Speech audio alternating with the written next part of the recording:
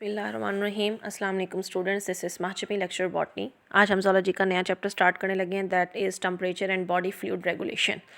कि किस तरह से टेम्परेचर के हिसाब से हमारी बॉडी या एनिमल्स की बॉडी जो है वो होम्योस्टेसिस करती है। बेसिकली हम इसके अंदर होम्योस्टेसिस एंड टेम्परेचर रेगुलेशन के बारे में ही पढ़ेंगे, जिसमें हम पढ़ेंगे कि टेम्परेचर का एनिमल लाइफ के ऊपर क्या इम्पैक्ट है, वो हीट गेन और हीट लॉस कैसे करते हैं। इसके अलावा कौन कौन से बॉडी के अंदर सॉल्यूशंस मौजूद हैं जो टेम्परेचर फ्लक्चुएशन को कंट्रोल कर रही हैं, और इन्वर्टिब्रेट्स में टेम्परेचर रेगुलेशन कैसे हो रही है, fish, amphibian, reptile, birds and mammals में कैसे हो रही है, हीट प्रोडक्शन जो है बर्ड्स एंड मैमल्स में कैसे हो रही है। तो इसके अलावा हम जो सेकंड पार्ट इस चैप्टर का पढ़ेंगे, that is control of water and solute, यानी ऑस्मो रेगुलेशन एक्सक्रीशन के बारे में पढ़ेंगे। वो भी हम डिफरेंट एनिमल्स के अंदर डिफरेंट प्रोसीजर के साथ पढ़ेंगे। तो सबसे पहले हम फर्स्ट पार्ट स्टार्ट करने लगे हैं इस चैप्टर का, homeostasis and temperature regulation. Homeostasis आपको पता है क्या है, कि अपनी इंटरनल बॉडी कंडीशन को मेंटेन करना, कांस्टेंट रखने की कोशिश करना होम्योस्टेसिस कहलाता है। और अगर हम ये कांस्टेंट चीज़ कर रहे हैं टेम्परेचर के हिसाब से, यानी अगर बॉडी टेम्परेचर को कंट्रोल कर रही है, then it is known as thermoregulation. अब टेम्परेचर को क्यों कंट्रोल करना है? क्योंकि टेम्परेचर का हमारे सेल के ऊपर इतना ज़्यादा इफेक्ट है कि हमारे रेट ऑफ मेटाबॉलिज्म को भी चेंज कर सकता है। टेम्परेचर जो है वो आपके मेटाबॉलिज्म को स्लो डाउन भी कर सकता है। It may be increase the rate of the metabolism. An animal can grow faster in the warm environment. They also respond to the environment more rapidly in warm condition. क्योंकि cold condition के अंदर body जो है वो response सही तरह से नहीं कर पा रही होती है, इसलिए वार्म कंडीशन के अंदर हम कहते हैं कि रिस्पांस बहुत अच्छा होता है। Evolutionary success of the animal depend on the maintenance of high body temperature. Thermoregulation involve the nervous, endocrine, respiratory and circulatory system in higher animals. यानी जो टेम्परेचर की रेगुलेशन है ये हमारे तमाम के तमाम सिस्टम्स को अफेक्ट कर रही होती है। तो हम देखते हैं कि impact of temperature on animal life, क्या इम्पैक्ट है टेम्परेचर का हमारी ज़िंदगियों पर। जैसे अभी हम ऊपर हमने जिक्र किया मेटाबॉलिज्म का, कि मेटाबॉलिज्म जो है वो इंटरनल टेम्परेचर के लिए सेंसिटिव है। Therefore physiological functions of an animal are linked to temperature. Thus temperature is strong source of selective pressure. तो मतलब टेम्परेचर जो है वो आपके लिए आपके सिलेक्टिव प्रेशर का एक सोर्स है। The rate of cellular respiration increases with increase of temperature up to the point. तो जो सेलुलर रेस्पिरेशन है, यानी एटीपी का जो बनना है, ये टेम्परेचर बढ़ने से बढ़ती है। लेकिन आपको पता है कि एक ऑप्टिमम टेम्परेचर तक ये बात है, उसके बाद अगर टेम्परेचर मज़ीद बढ़ जाए तो वो रेट जो है वो कम भी हो सकता है। Every organism has temperature of time, जैसे ऑप्टिमम टेम्परेचर कहते हैं। तो आगे आपको बताया हुआ है कि ऑप्टाइम टेम्परेचर क्या है। Optima, the temperature at which enzymes catalyse their chemical reactions most efficiently is called the temperature optima. यानी जो आपका हाईएस्ट टेम्परेचर है जिसके ऊपर बॉडी नॉर्मल तरीके से काम कर सकती है, जैसे हमारी बॉडी का 37 डिग्री सेंटीग्रेड है। The enzymes start denaturing above the temperature optima, therefore reactions rate decline above the temperature optima. ये आपने फर्स्ट ईयर के चैप्टर एंजाइम में भी पढ़ा हुआ है। It also disturbs the three-dimensional shape of the enzyme. Temperature optima are responsible for the evolution of enzyme. Temperature show the habitat of an animal. यानी जिस तरह का टेम्परेचर होता है उसके हिसाब से हम बता सकते हैं कि एनिमल्स का जो गिवन एनिमल्स हैं उनका हैबिटेट क्या होगा। जैसे एग्जांपल आपको दी हुई है कि एक डाइजेस्टिव एंजाइम है in a trout function optimally at 10 degree centigrade, but another enzyme catalyze the same reaction in the human at 37 degree। यानी ट्राउट में एक वही एंजाइम 10 डिग्री सेंटीग्रेड पर काम कर रहा है, यानी उसकी बॉडी के अंदर उसका ऑप्टिमा जो है वो 10 डिग्री सेंटीग्रेड है, और ह्यूमन के अंदर वो 37 पे काम कर रहा है। Higher temperature denature the protein and nucleic acid. अगर वो एंजाइम्स को डीनेचर करता है तो हमें पता है कि एंजाइम्स भी प्रोटीन नेचर के हैं, तो प्रोटीन को भी डीनेचर कर सकता है। हाई टेम्परेचर न्यूक्लिक एसिड को भी डीनेचर कर सकता है। Lower temperature change the membrane from a fluid to a solid state. अभी तक तो हम बात कर रहे थे ना हाई टेम्परेचर की, लेकिन अगर टेम्परेचर लो हो जाए तो वो सॉलिडिटी की तरफ लेके चला जाता है, बॉडी के अंदर क्रिस्टल फॉर्मेशन स्टार्ट हो जाती है, जिसकी वजह से फिर सेलुलर जो ट्रांसपोर्ट है वो डिस्टर्ब होगी। Animal use thermoregulation to save themselves from temperature fluctuation. They balance the heat gain and heat loss with their environment. तो इसलिए एनिमल्स कोशिश करते हैं कि थर्मोरेगुलेशन करते रहें। अब ऊपर अभी हमने जिक्र किया कि वो थर्मोरेगुलेशन करते हैं दो तरीक़ों से, या तो वो इन्वायरमेंट से हीट लेते हैं या फिर वो इन्वायरमेंट में हीट लूज़ करते हैं। तो हम देखते हैं कि एनिमल जो है वो हीट गेन और हीट लॉस कैसे करते हैं। Animal produce heat as a byproduct of metabolism. They may gain heat from or lose it to the environment. यानी environment ही उनका source है। Total body temperature is a result of N interaction of these factors. अब body temperature किसके बराबर है?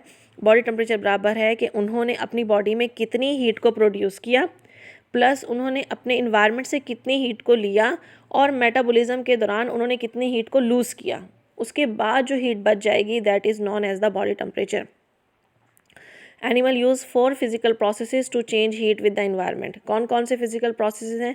Conduction, convection, evaporation और radiation. सबसे पहले हम बात करते हैं कंडक्शन की। कंडक्शन आपको पता है कि सॉलिड सरफेस के दरमियान जब हीट ट्रांसफ़र होती है तो उसको हम कंडक्शन कहते हैं। Heat move down thermal gradient, therefore this transfer is always from an area of high temperature of area of the low temperature. For example, when we sit on the cold ground we lose heat. जैसे अब इनका है ना physically जब heat transfer होती है conduction, यानी आप किसी ठंडी जगह पे बैठ गए हो, शुरू में आपको ठंडी ठंडी लगती है लेकिन आहिस्ता आहिस्ता वो गर्म हो जाती है। क्यों? क्योंकि हमारी बॉडी उस जगह की निस्बत ज़्यादा गर्म होती है, तो हीट हमारी बॉडी से निकल कर उस जगह तक पहुँचती है और जगह को गर्म कर देती है। Convection, the transfer of heat by the movement of air or a liquid over the surface of a body is called the convection, यानी कि हवा के ज़रिए पानी के ज़रिए जब बॉडी ट्रांसफ़र होगा। Animal lose heat if air is cooler than the body, it gain heat if the air is warmer than the body. एक नॉर्मल सी बात है, बाहर अगर ठंडी हवा चल रही है तो आपके हाथ भी ठंडे हो जाएंगे, बाहर अगर गर्म हवा चल रही है तो आपके हाथ भी गर्म हो जाएंगे। Evaporation, loss of heat from a surface as a water molecule escape in the form of gas is called the evaporation. जैसे हमारी बॉडी में स्वेटिंग होती है, तो आपको पता है कि बॉडी के ह्यूमंस में स्वेट ग्लैंड्स मौजूद हैं, स्वेट ग्लैंड स्वेट प्रोड्यूस करते हैं और उस स्वेट के अंदर वाटर है। तो जब पानी के अंदर जो हाइड्रोजन बॉन्ड है जब टूटता है तो पानी के मॉलिक्यूल्स इवेपोरेट हो जाते हैं और पीछे से जो है हमें कूलिंग इफेक्ट प्रोड्यूस होता है। Radiation, the transfer of heat by the emission of electromagnetic waves is called the radiation. Body of an animal or the sun produce radiation. Radiation can transfer heat between objects that are not in direct contact with each other. For example, sun transfer it to the human. यानी कि radiations में क्या होता है कि किसी जगह से रेडिएशंस निकल रही हैं और आप डायरेक्ट उसके साथ नहीं लगे हुए हो, लेकिन वो फिर भी आपको ट्रांसफ़र हो रही हैं, जैसे सोलर एनर्जी आप ले रहे होते हो। Some solutions to temperature fluctuations. Temperature fluctuations के क्या क्या सोल्यूशंस हैं? There are 3 basic ways to withstand the temperature fluctuation, यानी हमारी बॉडी कैसे जो है अगर टेम्परेचर चेंज हो रहा होता है, कम या ज़्यादा हो रहा है, तो कैसे हमारी बॉडी इसको बर्दाश्त करती है। They can live in an environment where temperature remains constant. तो एनिमल्स ऐसी जगह पर चले जाते हैं जहाँ पर टेम्परेचर कॉन्स्टेंट हो। This temperature should be compatible with their physiological process, या इतना टेम्परेचर हो कि उनकी बॉडी उसको बर्दाश्त कर सके। लाइक अगर आपको सर्दी लग रही है तो आप गर्म कपड़े ले लोगे, कमरों के अंदर बंद हो जाओगे, रज़ाई के अंदर चले जाओगे, ये आपके लिए टेम्परेचर कंपैटिबल है। गर्मी लग रही है तो आप पंखे चला लेते हो, कूलर चला लेते हो, एसी चला लेते हो, उस हिसाब से अपनी बॉडी को मेनटेन करते हैं। दूसरा क्या है इनका, their physiological processes adapt to the optimal range of temperature and animal is capable of living in it. तो खुद बॉडी जो है कुछ चेंजेस करती है, यानी अगर बहुत एक्सट्रीम इन्वायरमेंटल चेंजेस नहीं आए हैं तो बॉडी खुद उसको कंट्रोल करने की कोशिश करती है। जैसे गर्मी में पसीना आना शुरू हो जाता है। They can generate and trap heat internally, it maintain a constant body temperature, the fluctuation in the temperature of external environment do not affect it. वही बात है कि खुद ही हीट को ट्रैप कर लेंगे या खुद ही हीट को जनरेट करेंगे। Temperature classification based on source of heat, तो हमारे पास जो है एनिमल्स की क्या क्या क्लासिफिकेशन है on the basis of source of heat. तो animals can be categorise on the basis of source of body heat. This source may be internal or may B external, यानी हो सकता है कि हीट बॉडी के अंदर produce हो रही है, हो सकता है हीट बाहर से ले रहे हैं। तो इस हिसाब से हम एनिमल्स को 2 कैटेगरीज में डिवाइड करते हैं, एक्टोथर्म्स और एंडोथर्म्स। एक्टोथर्म्स वो एनिमल्स हैं which derive most of their body heat from the environment. Ecto यानी जो बाहर से ले रहे हैं। These animals have low rate of metabolism. क्यों बाहर से ले रहे हैं? क्योंकि वो खुद अपने अंदर हीट प्रोड्यूस नहीं कर रहे हैं, क्योंकि उनका मेटाबॉलिज्म जो है वो बहुत स्लो है और उनकी बॉडी के अंदर इंसुलेशन भी कम होती है। यही वजह है कि बाहर से हीट आसानी से ट्रांसफ़र हो जाती है। एग्जाम्पल हमारे पास आ जाती हैं fishes, amphibians, invertebrates, but a few reptiles, insects and fishes can raise their internal temperature. लेकिन कुछ मछलियाँ, इंसेक्ट्स और वो जो हैं हमारे पास रेप्टाइल जो हैं वो अपने इंटरनल टेम्परेचर को बढ़ाकर भी कर सकते हैं। Ectotherm move about in the environment, they try to find place that minimise heat or cold stress. Endotherms वो एनिमल जो अपनी बॉडी की हीट खुद प्रोड्यूस करते हैं by their cellular processes, by the metabolism. Birds और मैमल जो है वो एंडोथर्म्स हैं। They constantly produce internal heat. This heat allow them to maintain a nearly constant temperature in fluctuating environmental temperature. तो ये इनकी अपनी बॉडी की जो हीट है ये इनकी बॉडी के टेम्परेचर को कांस्टेंट रखने की कोशिश करती है, चाहे इन्वायरमेंट में जितनी मर्जी फ्लक्चुएशंस आ रही हों। The body of endotherms are insulated by fur or feathers. अब सवाल ये पैदा होता है कि वो कैसे अपनी टेम्परेचर को मेंटेन करते हैं। जैसे अगर हम बर्ड्स की बात करते हैं तो बर्ड्स के ऊपर फर होते हैं, फीदर्स होते हैं, तो वो उनकी बॉडी की हीट को जो है मतलब नॉर्मलाइज करने की कोशिश करते हैं। इसके अलावा जो मैमल्स हैं उनमें फ़ैट बहुत ज़्यादा होती है, फ़ैट जो है वो उनको इंसुलेट कर रही है और वो अपनी बॉडी की हीट को अपने अंदर बॉडी के अंदर रखने में उनको मदद दे रही है। Thus they maintain a high core temperature. Endothermy stabilises body temperature of animal. Thus biochemical process and nervous system function normally even at a high external temperature. तो एंडोथर्मी की वजह से सबसे इंपॉर्टेंट फ़ायदा ये हो रहा है कि हीट लूज़ ही नहीं कर रही है, क्योंकि उनकी बॉडी का स्ट्रक्चर ऐसा है। तो फिर उनके नर्वस सिस्टम, उनके एंडोक्राइन सिस्टम नॉर्मल काम कर रहे होते हैं। Thus, these animals can live in habitat where ectotherms cannot live. अच्छा, उसके बाद आता है temperature classification based on body temperature. Body के टेम्परेचर के हिसाब से जो है हमारे पास क्या क्लासिफिकेशन है, तो उसके हिसाब से हमारे पास दो तरह के एनिमल्स आ जाते हैं, होम्योथर्म्स एंड हेट्रोथर्म्स। होम्योथर्म्स, होम्यो का मतलब सेम रखने वाले, तो ऐसे एनिमल्स जो अपनी बॉडी के टेम्परेचर को कांस्टेंट कर लेते हैं उनको हम होम्योथर्म्स कहते हैं, उसमें एंडोथर्म्स ही आ जाते हैं। हेट्रोथर्म्स वो हैं जो कि अपनी बॉडी के टेम्परेचर को जो है वो मेंटेन नहीं कर सकते, तो इसमें अमूमन एक्टोथर्म्स आ जाते हैं। कुछ एक्सेप्शनल केसेस हैं, some endotherms vary their body temperature seasonally, यानी होते वो एंडोथर्म्स हैं लेकिन अपने सीज़न के हिसाब से अपने बॉडी के टेम्परेचर को चेंज कर सकते हैं, जैसे हाइबरनेशन करने वाले एनिमल्स। तो एग्जांपल्स हमें दी हुई हैं दो, हमिंग बर्ड एंड श्रीव्स और रेप्टाइल्स। तो हमिंग बर्ड्स एंड श्रीव्स क्या करते हैं, some birds like hummingbirds and mammals like shrew can only maintain a high body temperature for a short period, यानी ये सिर्फ थोड़े टाइम के लिए अपने बॉडी के टेम्परेचर को मेंटेन रख सकते हैं। Their body weight is less than 10 gram, therefore their body mass is so small that they can not generate enough heat to compensate the heat loss. यानी अब ना इनकी अगर आप हमिंग बर्ड को सर्च करें ना तो आप देखेंगे हमिंग बर्ड बहुत छोटा सा होता है, इनका बॉडी मास इतना छोटा है कि वो इतनी हीट प्रोड्यूस नहीं कर सकते हैं कि जितनी हीट उनकी बॉडी से निकल रही है उसको मेंटेन करने के लिए इनफ हीट प्रोड्यूस नहीं कर सकते। Humming bird spend most of their time in searching nectar. Nectar is a constant energy source for metabolism. Nectar जो है वो फ्लावर के अंदर से जूस निकलता है उसको कहते हैं। Humming birds rapidly run out of energy without nectar. तो क्यों आपको ये हर वक्त नेक्टर के आसपास मिलता है या फ्लावर्स के आसपास मिलता है, क्योंकि नेक्टर जो है वो इसकी बॉडी के मेटाबॉलिज्म के लिए बड़ा इंपॉर्टेंट है, उसको हीट अप रखता है। तो अगर नेक्टर ना हो तो फिर हमिंग बर्ड के अंदर एनर्जी की कमी हो जाती है, therefore their metabolic rate decrease. Hummingbirds enter into a sleep like state at night. तो क्योंकि अब रात के टाइम तो वो नहीं कर सकते हैं, ज़ाहिर है सारा दिन उन्होंने स्ट्रगल किया तो वो थक जाते हैं, अब रात के टाइम वो नेक्टर नहीं लेते हैं, तो उसकी वजह से उनकी मेटाबॉलिज्म बहुत स्लो हो जाता है। फिर वो क्या करते हैं, वो अपने आप को एक बहुत गहरी नींद में लेके चले जाते हैं ताकि सोने की वजह से मेटाबॉलिज्म खुद ब खुद स्लो डाउन हो जाए, एनर्जी की ज़्यादा ज़रूरत ना पड़े।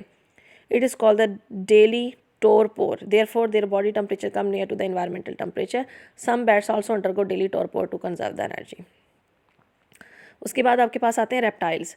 सम ectotherms can maintain constant body temperature. अब रेप्टाइल्स तो हम एक्टोदर्म्स में पढ़ते होते हैं, लेकिन कुछ एक्टोथर्म्स ऐसे हैं जो अपने टेम्परेचर को मेंटेन भी कर लेते हैं। यानी हमने क्या पढ़ा कि कुछ मैमल्स और जो बर्ड्स हैं वो सारे एंडोथर्म्स हैं, तो कुछ एंडोथर्म्स अपने बॉडी के टेम्परेचर को चेंज कर सकते हैं और कुछ एक्टोथर्म्स अपने बॉडी के टेम्परेचर को मेंटेन कर सकते हैं। For example, a number of reptile change their position and location during the day time. It equalise heat gain and loss, thus they maintain constant body temperature. अच्छा, उसके बाद हमारे पास आता है कि geographical distribution of ectotherms and endotherms, यानी ectotherms आपको किन किन एरियाज़ में मिलते हैं और एंडोथर्म्स जो हैं वो आपको किन किन एरियाज़ में मिलते हैं। सबसे पहले हम बात करते हैं एक्टोथर्म्स की। तो there is higher temperature in the tropics, क्योंकि आपको पता है एक्टोथर्म्स इन्वायरमेंट से ही टेम्परेचर लेते हैं, तो ट्रॉपिकल एरियाज़ के अंदर टेम्परेचर बहुत ज़्यादा होता है।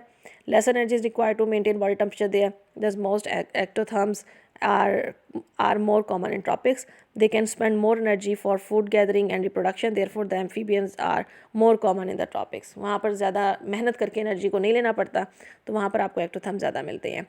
एंडोथर्म्स जो हैं they are more common in moderate and cool environment. The endotherms have a selective advantage, therefore there are more abundant there. तो ये आपको ज़्यादातर गर्म मॉडरेट और कूल इन्वायरमेंट में मिलते हैं।